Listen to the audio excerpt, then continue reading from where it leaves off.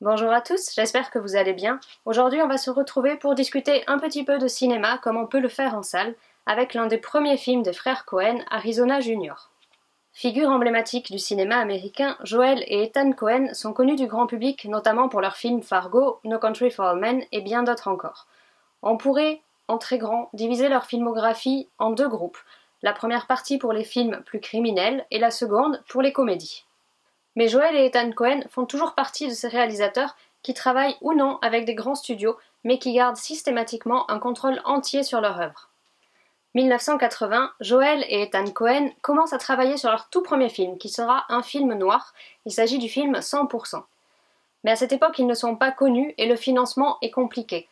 C'est le réalisateur Sam Raimi avec lequel Joel Coen travaille sur Evil Dead en tant qu'assistant monteur qui va leur donner l'idée du financement. Ils iront emprunter de l'argent aux habitants de la banlieue de Minneapolis, leur lieu de naissance. Le film aura un bon accueil tant par la critique que par le public et va permettre aux réalisateurs de se lancer dans leur deuxième œuvre, celle qui nous intéresse aujourd'hui, Arizona Junior. En prison, sa deuxième maison, Herbert, ou Hy pour les intimes, tombe très amoureux de l'agent de police qui lui tire à chaque fois le portrait. Son nom à elle, c'est Ed, pour Edwina. Pour elle, Hy va se ranger. Les deux vont faire ensemble des rêves de vie de famille. Oui, mais Edwina ne peut pas avoir d'enfant.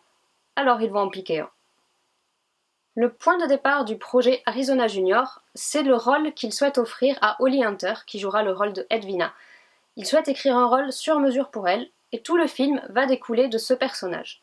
Le rôle de Hy, quant à lui, reviendra au tout jeune Nicolas Cage, pour qui le tournage ne sera pas si facile. Habitué jusqu'à présent à jouer dans les films de son oncle, un certain Francis Ford Coppola, Nicolas Cage est également un disciple de l'acteur studio, une méthode qui consiste à devenir le personnage et à puiser en soi les sentiments nécessaires pour réaliser ce rôle.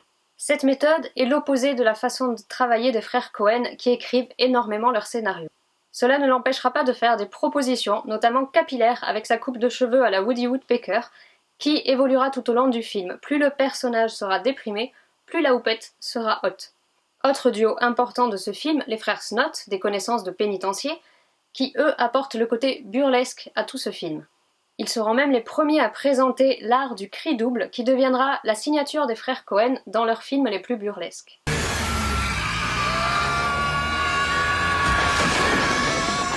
John Goodman, qui incarne l'un de ces deux frères, deviendra l'un des acteurs fétiches des frères Coen et jouera dans pas moins de 6 de leurs films, soit un tiers de leur réalisation.